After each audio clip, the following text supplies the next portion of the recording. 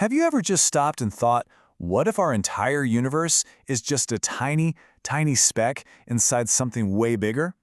Well, today we're diving into an ancient text with a vision of reality so huge, so mind-bending, it's going to challenge everything you think you know about the cosmos and maybe even about yourself.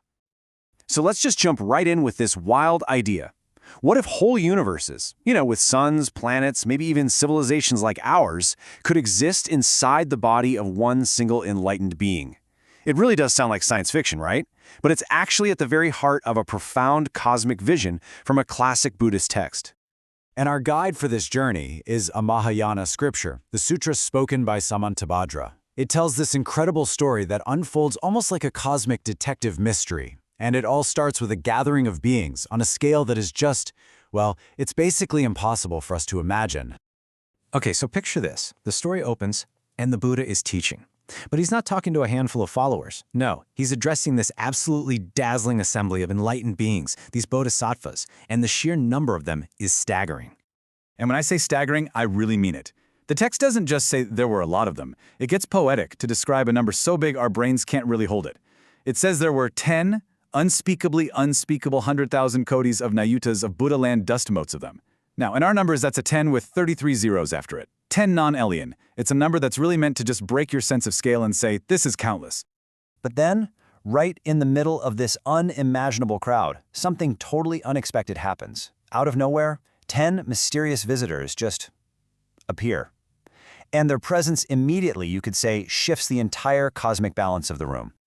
And you can tell right away these aren't just any beings. I mean, just listen to their names. Universal Light Treasury, Diamond Treasury, Mountain King Treasury. These aren't just names, they're like descriptions of their immense power and their role in the cosmos. The moment they arrived, their spiritual light, this inner brilliance they had, was so incredibly powerful that it completely outshone everyone else. All 10 non-alien of the other enlightened beings. Their light just kind of dimmed in comparison. It's like 1,000 candles next to 10 supernovas. And of course, this immediately sends a ripple through the entire gathering. Everyone is thinking the exact same thing. Who are these guys? And from what corner of reality did they just step out of? And what happens next is one of the great cosmic mysteries in all of Buddhist literature. The search for where these 10 beings came from turns into this epic, impossible quest. So the whole assembly turns to Samantabhadra, who's basically the wisest one there next to the Buddha, and they ask him. But he flips it on them. He says, you find the answer. So these incredibly powerful beings, they go into deep meditation. They use their powers to search every known world, every galaxy, every single atom in the universe. And you know what they found? Nothing. Absolutely nothing. Not a single clue about where these visitors came from. That's when Samantabhadra explains why they failed. He tells them their homeworlds are, and I quote, profoundly vast and extremely difficult to see. And this is a huge clue. He's telling them you're looking in the wrong place. Their origin isn't a spot on some cosmic map. The answer wasn't out there at all. And this is where we get to the grand revelation. It's this incredible shift in perspective that finally solves the mystery. The answer wasn't in the endlessness of outer space, but in the worlds within. Seeing how confused everyone is, Samantabhadra gives them one simple instruction. He tells this entire assembly of countless beings, observe the Buddha's body. So, they all stop.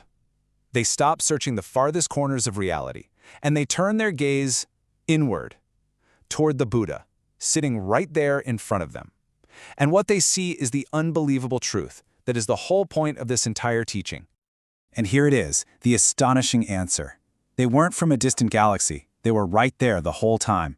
The assembly discovers that each one of those 10 mysterious bodhisattvas came from a completely unique universe located inside a specific part of the Buddha's own body. I mean, just think about that for a second. The Bodhisattva Universal Light Treasury came from a universe called Dharma Wheel, located in the soles of the Buddha's feet. The Diamond Treasury came from a universe in the Buddha's navel. An entire cosmos, a complete world, was living inside every single part of the Buddha's being.